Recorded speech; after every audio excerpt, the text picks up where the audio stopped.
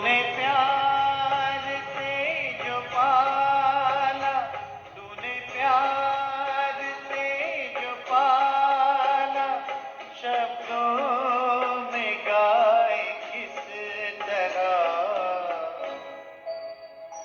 तेरी पालना का बाबा, तेरी पालना का बाबा।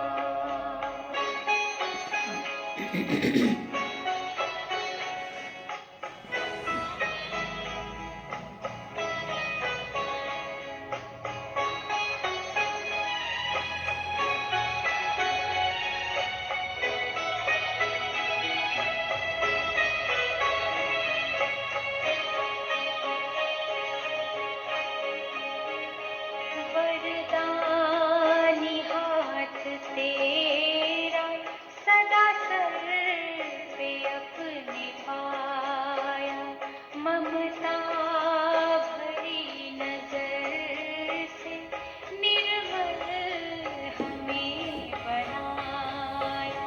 गुणों से तूने सजाया, गुणों से तूने सजाया, उसको बताए किस तरह तेरी पालना का बाबा, तेरी पालना का बाबा।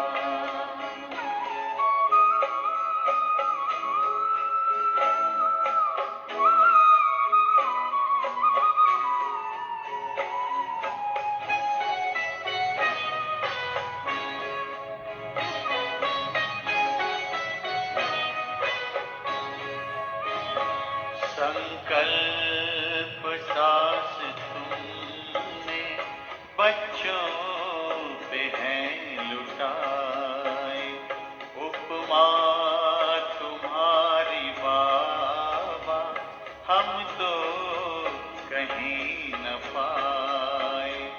हमें खुद सा है बनाया, हमें खुद सा है बनाया, उसको भुलाए किस तरह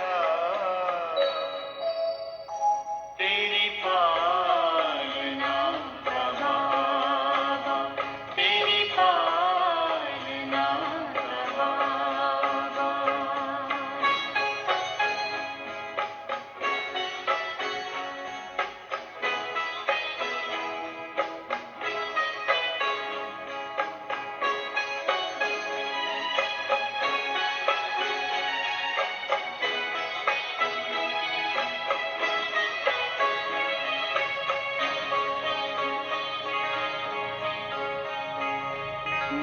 निष्काम तेरी सेवा सबकी जुबां पे आए, आभार तेरा बाबा दिल बार बार गाए।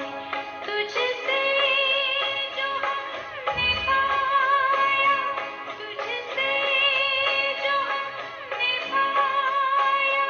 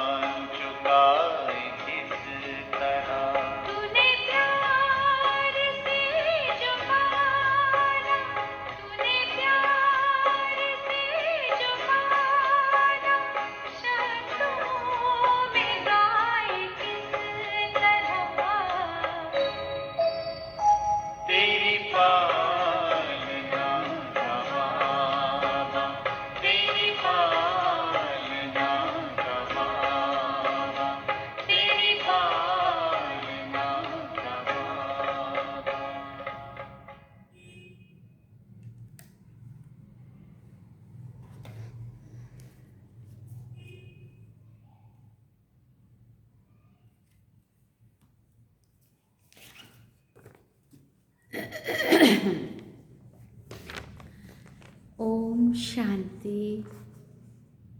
बाबा गुड मॉर्निंग।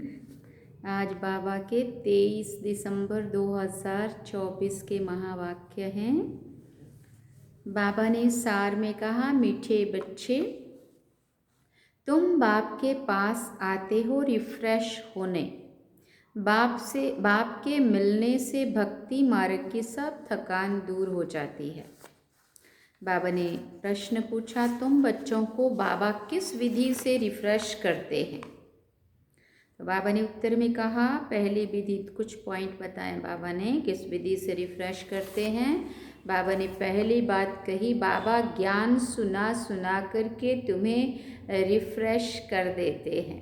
होते हैं ना रिफ्रेश सारे, बाबा की बातें सुन सुन के कितना उमंग आता है, कितनी खुशी मिलती है ना, कितना बल भरता है, कितना अच्छा लगता है ना, आनंद आता है। दूसरी बात, याद से भी तुम बच्चे रिफ्रेश हो जाते हो।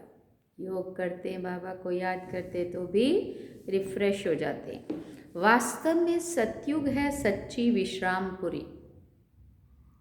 हाँ, सतयुग है सच्ची विश्रामपुरी। वहाँ कोई अप्राप्त वस्तु नहीं जिसको प्राप्त करने के लिए परिश्रम करना पड़े। तीसरी बात, शिव बाबा की गोद में आते ही तुम बच्चों को विश्राम मिल जाता है, सारी थकान दूर हो जाती है। ओम शांति। बाप बैठ समझाते हैं, साथ में ये दादा भी समझते हैं, क्योंकि बाप इन दादा द्वारा बैठ समझाते हैं। जैसे तुम समझते हो वैसे ये दादा भी समझते हैं। दादा को भगवान नहीं कहा जाता है, ये है भगवान उवाच। बाप क्या समझाते हैं? भगवान उवाच क्या है, क्या कहते हैं बाबा? देही अभिमानी भव, क्योंकि अपने को आत्मा समझने बिगर परम पिता परमात्मा को याद कर ना सके। इस समय तो सभी आत्माएं पतित हैं। पतित को ही मनुष्य कहा जाता है, पावन को देवता कहा जाता है। ये बहुत सहज समझने और समझाने की बातें हैं। मनुष्य ही पुकारते हैं, हे पतितों को पावन बनाने वाले आओ। देवी देवताएं ऐसे कभी नहीं कहेंगे। पतित पावन बाप पतितों के बुलावे पर आते हैं। आत्माओं को पावन बनाकर फिर नई पावन दुनिया भी स्थापन करते हैं। आत्मा ही बाप को पुकारती है, शरीर को तो नहीं पुकारेगा। हाँ, शरीर तो नहीं पुकारेगा। हाँ, आत्मा ही शिव बाबा को पुकारती है ना, आत्मा शरीर थोड़ी पुकारेगा। आत्मा शरीर द्वारा शिव बाबा को पुकारती। पारलौकिक बाप जो सदा पावन है उसे ही सब याद करते हैं। यह है पुरानी दुनिया। बाप नई पावन दुनिया बनाते हैं। कई तो ऐसे भी हैं जो कहते हैं हमको तो यहाँ ही अपार सुख है, धन माल बहुत है, वो समझते हैं हमारे लिए स्वर्ग यही है। वो तुम्हारी बातें कैसे मानेंगे? हाँ, वो बोलते हैं हमें सब कुछ तो मिला हुआ है, फिर क्यों करना है कुछ भी। कलयुगी दुनिया को स्वर्ग समझना ये भी बेसमझी है। कितना जड़ जड़ीभूत अवस्था हो गई, तो भी मनुष्य कहते हैं हम तो स्वर्ग में बैठे हैं। बच्चे नहीं समझाते हैं तो बाप कहेंगे ना, तुम क्या पत्थर बुद्धि हो? दूसरे को नहीं समझा सकते हो। जब खुद पारस बुद्धि बने तब तो दूसरों को भी बनावे। पुरुषार्थ अच्छा करना चाहिए, इसमें लज्जा की बात नहीं है, परंतु मनुष्यों की बुद्धि में आधा कल्प की जो उल्टी मतें भरी हुई है वो कोई जल्दी भूलते नहीं है। जब तक बाप को यथार्थ रीति नहीं पहचाना है तब तक वो ताकत आ नहीं सकती। बाप कहते हैं इन वेदों शास्त्रों आदि से मनुष्य कुछ भी सुधरते नहीं हैं, दिन प्रतिदिन और ही बिगड़ते आए हैं। सतो प्रधान से तमो प्रधान ही बने हैं। ये किसी की भी बुद्धि में नहीं आता है कि हम ही सतो प्रधान देवी देवता थे, फिर कैसे नीचे गिरे हैं। किसी को ज़रा भी पता नहीं है, और फिर 84 जन्म के बदले 84 लाख जन्म कह दिया है, तो फिर पता भी कैसे पड़े। कितना लंबा चौड़ा टाइम दे दिया। बाप बिगर ज्ञान की रोशनी देने वाला कोई नहीं है। सभी एक दो के पिछाड़ी दर दर धक्के खाते रहते, नीचे गिरते गिरते पट पर पड़ गए हैं। सब ताकत खत्म हो गई है। बुद्धि में भी ताकत नहीं जो बाप को यथार्थ जान सके। बाप ही आकर सबकी बुद्धि का ताला खोलते हैं। तो कितने रिफ्रेश होते हैं। बाप के पास बच्चे रिफ्रेश होने आते हैं। घर में विश्राम मिलता है ना, बाप के मिलने से भक्ति मार्ग की सब थकान दूर हो जाती है। सतयुग को भी विश्रामपुरी कहा जाता है। वहाँ तुम्हें कितना विश्राम मिलता है। कोई अप्राप्त वस्तु ही नहीं है जिसके लिए परिश्रम करना पड़े। तो जब परिश्रम ही नहीं करना पड़ेगा तो थकावट भी नहीं होगी।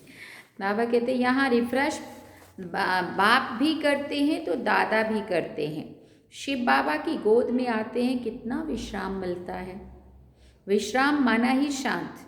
मनुष्य भी थक कर विश्रामी हो जाते हैं। वो कोई कहाँ विश्राम के लिए जाते हैं ना, लेकिन उस विश्राम में रिफ्रेशमेंट नहीं है। यहाँ तो बाप तुम्हें कितना ज्ञान सुनाकर रिफ्रेश करते हैं। बाप की याद से भी कितने रिफ्रेश होते और तमो प्रधान से सतो प्रधान भी बनते जाते हो। सतो प्रधान बनने के लिए यहाँ बाप के पास आते हो। बाप कहते हैं मीठे मीठे बच्चे, बाप को याद करो। बाप ने समझाया है कि सारे सृष्टि का चक्र कैसे फिरता है, सर्व आत्माओं को विश्राम कैसे और कहाँ मिलता है। तुम बच्चों का फर्ज है सबको बाप का पैगाम देना। बाप कहते मुझे याद करो तो इस वर्षे के तुम मालिक बन जाएंगे। बाप इस संगम युग पर नई दुनिया रचते हैं जहाँ तुम जाकर मालिक बनते हो। फिर द्वापर में माया रावण के द्वारा तुम्हें श्राप मिलता है तो पवित्रता, सुख, शांति, धन आदि सब खत्म हो जाता है। कैसे धीरे धीरे खत्म होता है वो भी बाप ने समझाया है। दुख धाम में कोई विश्राम थोड़ी होता है। सुख धाम में विश्राम ही विश्राम है। मनुष्यों को भक्ति कितना थकाती है। जन्म जन्मांतर भक्ति में से कितने थक जाते हैं, कैसे एकदम कंगाल बन गए। ये सारा राज बाप बैठ समझाते हैं।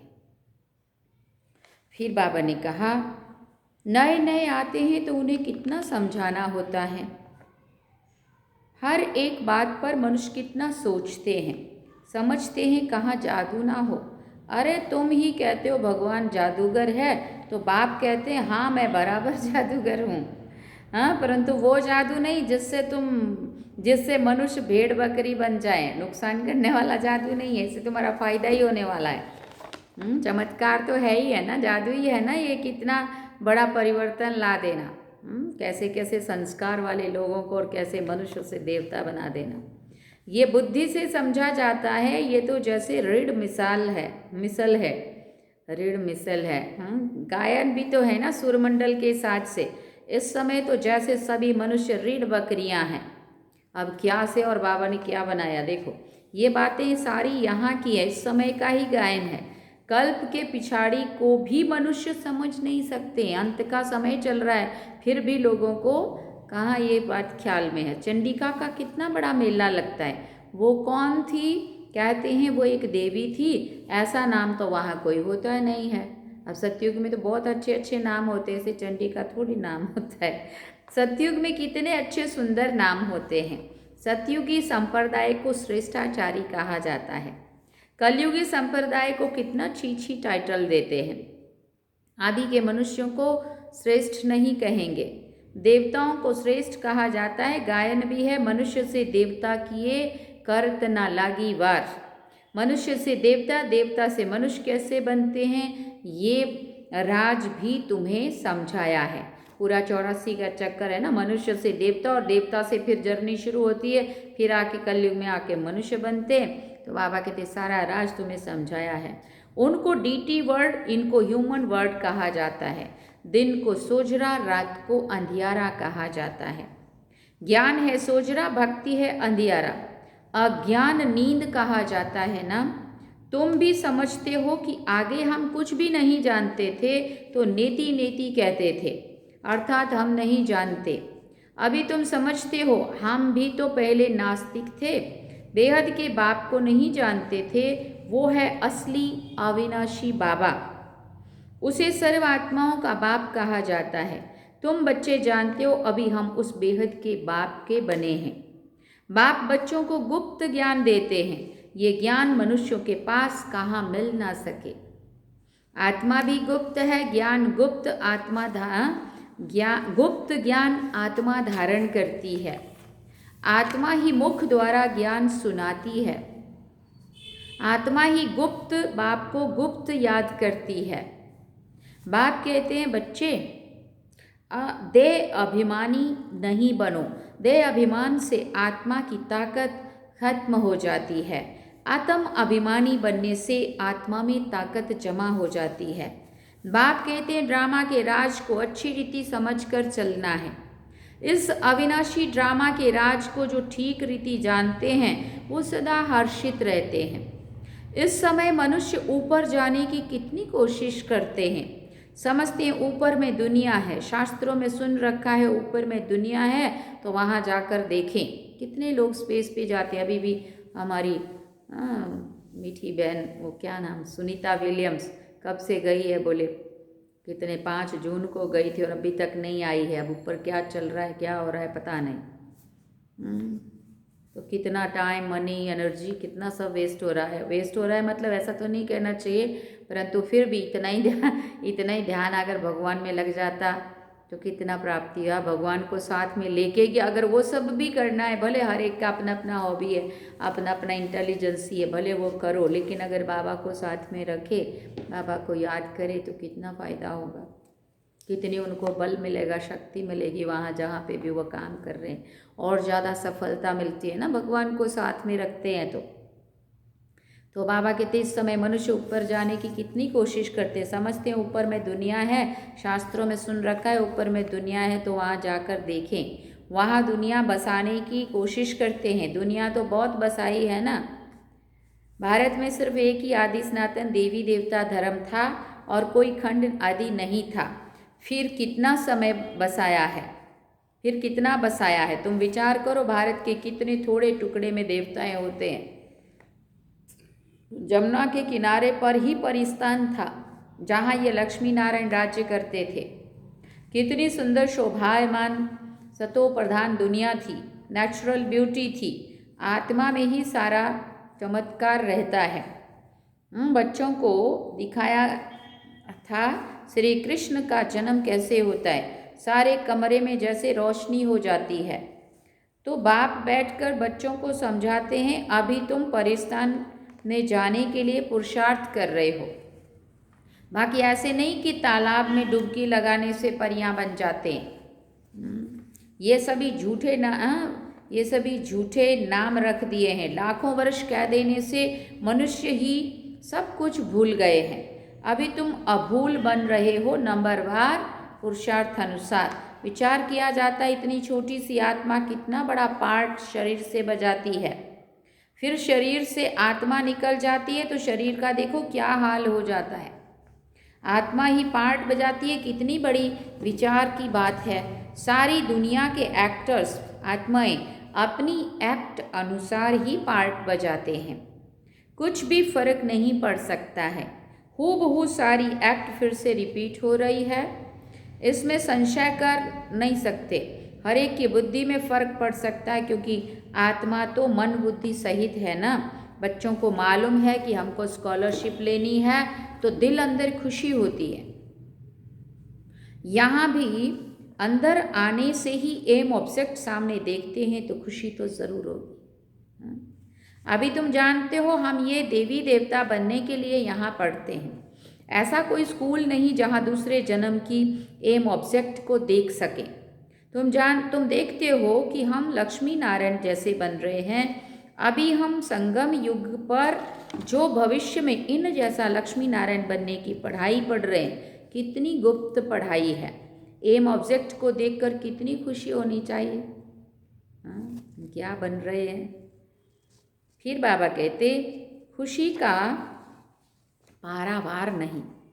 स्कूल व पाठशाला हो तो ऐसी, है कितनी गुप्त परंतु जबरदस्त पाठशाला है। जितनी बड़ी पढ़ाई उतनी ही फैसिलिटीज़ रहती है, परंतु यहाँ तुम पट पर बैठ पड़े हो। आत्मा को पढ़ना होता है, फिर चाहे पट पर बैठे चाहे तख्त पर बैठे, परंतु खुशी से खगियाँ मारते रहो कि इस पढ़ाई को पास करने के बाद हम जाकर ये बनेंगे माना लक्ष्मी नारायण बनेंगे। अभी तुम बच्चों को बाप ने आकर अपना परिचय दिया है कि मैं इनमें प्रवेश कर और तुम्हें पढ़ाता हूँ। बाप तो देवताओं को तो नहीं पढ़ाएंगे, देवताओं को ये ज्ञान कहाँ। मनुष्य तो मूंझते हैं, क्या देवताओं में ज्ञान नहीं है?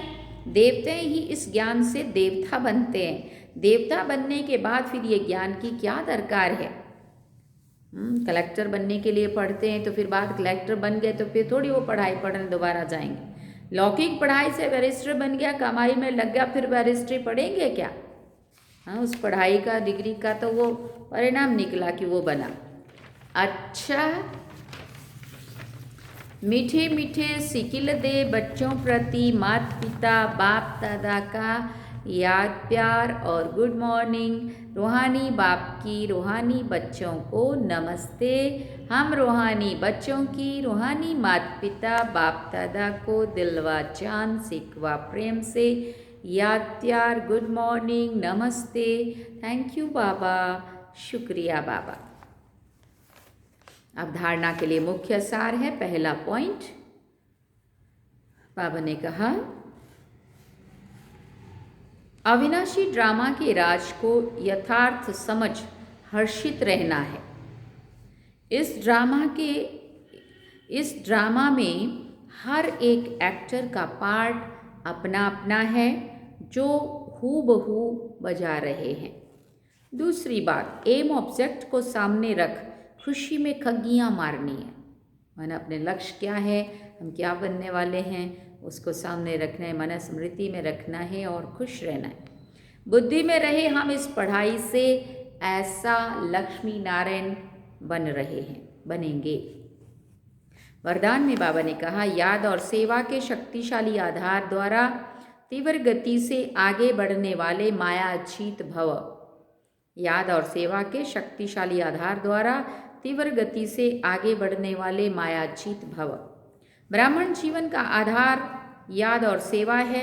ये दोनों आधार सदा शक्तिशाली हों तो तीव्र गति से आगे बढ़ते रहेंगे। अगर सेवा बहुत है, याद कमज़ोर है, वह याद बहुत अच्छी है, सेवा कमज़ोर है, तो भी तीव्र गति नहीं हो सकती है। याद और सेवा दोनों में तीव्र गति चाहिए। याद और निस्वार्थ सेवा साथ साथ हों तो मायाचीत बनना सहज है। हर कर्म में कर्म की समाप्ति के पहले सदा विजय दिखाई देगी। स्लोगन में बाबा ने कहा इस संसार को अलौकिक खेल और परिस्थितियों को अलौकिक खिलौने के समान समझकर चलो। इस संसार को अलौकिक खेल और परिस्थितियों को अलौकिक खिलौने के समान समझकर चलो। ओम शांति। सार में बाबा ने कहा मीठे बच्चे तुम बाप के पास आते हो रिफ्रेश होने। बाप के मिलने से भक्ति मार्ग की सब थकान दूर हो जाती है। ओम शांति। अब हम चलेंगे बाबा की याद।